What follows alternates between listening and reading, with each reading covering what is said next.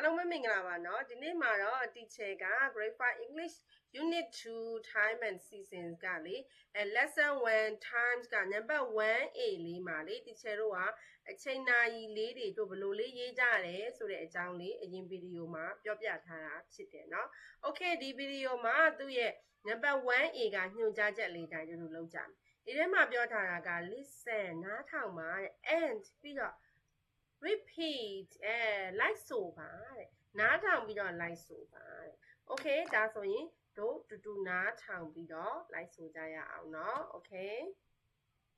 Unit 2 Lesson 1 Track 10 1A Listen and repeat. Okay, 1. repeat. What time is it? What time It's is a quarter it? past 1. Quarter past 2. 1. What time is it? It's half past 1. It's half past 3. 1. What time is it? It's a quarter to 2. It's a quarter to Track 2. 11. Okay, now. Okay, teacher တို့ကဒီမှာ what time is it ဆိုရင် it's a quarter past 1. Okay, teacher ရှေ့ကချပေးမယ်ကလေးတို့လိုက်ဆိုမယ်နော် So what time is it? It's a quarter past 1. Okay, now let's go number 2 အတွက်သွားမယ်နော် Okay, what time is it? It's half past 1. Okay, number 3 အတွက်သွားမယ် What time is it? It's a quarter to 2. Okay. ကဲဒါဆိုလို့ရှိရင်ဒီတစ်ခါမှာကလေးတို့ကဒီချက်ကိုမေးခွန်းလေးမေးကြည့်ဒီချက်အဖြေလေးဖြေကြည့်ရမယ်နော် Okay. ကဲစမယ်နော်ကလေးတို့မေးခွန်းမေးမယ် It's a quarter past 1. It's half past 1. It's a quarter to 2. Okay နော် Okay. ဒါဆိုရင်တို့နောက်တစ်ခုသွားကြရအောင်။ Oh နောက်တစ်ခုမှလည်းသူကပြောထားတယ်။ number 1B မှာ listen နားထောင်မယ် and draw the times on the clocks. Oh နာရီမှာအချိန်လေးဆွဲရမယ်။နားထောင်ပြီးတော့နာရီမှာအချိန်လေးဆွဲရမယ်။ Okay တို့တူနားထောင်ကြမယ်เนาะပြီးတော့တူအချိန်လေးတွေဆွဲကြမယ်။ဒါတို့သမီးတို့မှာပုံနှိပ်စာအုပ်လေးတွေရှိရင်ထုတ်ထားလိုက်ခဲလေးနဲ့လိုက်ဆွဲမယ်။ Okay? 1B Listen and draw the times on the clocks. 1. It's a quarter past 3.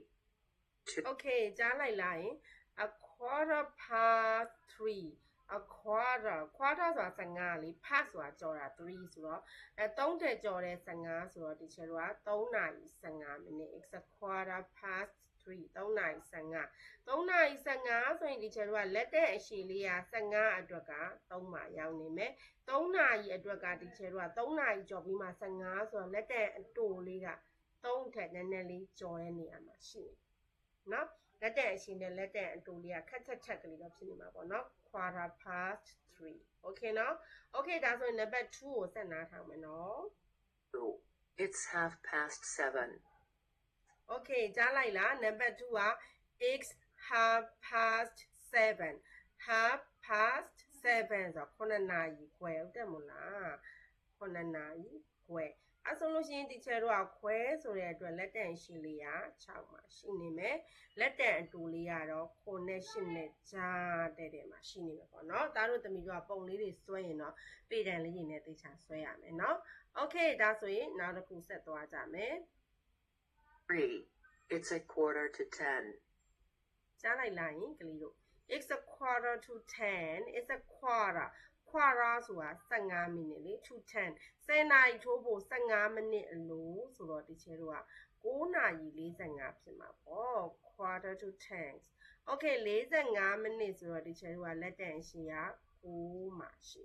okay เนาะဒါဆိုရင်ဒီချေတို့က10နာရီထိုးဖို့15မိနစ်အလို9နာရီထိုးပြီး45မိနစ်တောင်ဖြစ်တယ်ဆိုတော့လက်တန်အတူလေးက10ဘက်နဲ့နည်းနည်းနီးတဲ့နေရာလေးမှာရှိနေမှာပေါ့เนาะဒါလေးကquarter to 10 okay เนาะဒါဆိုရင်တို့နောက်တစ်ခုဆက်သွားကြမယ်เนาะ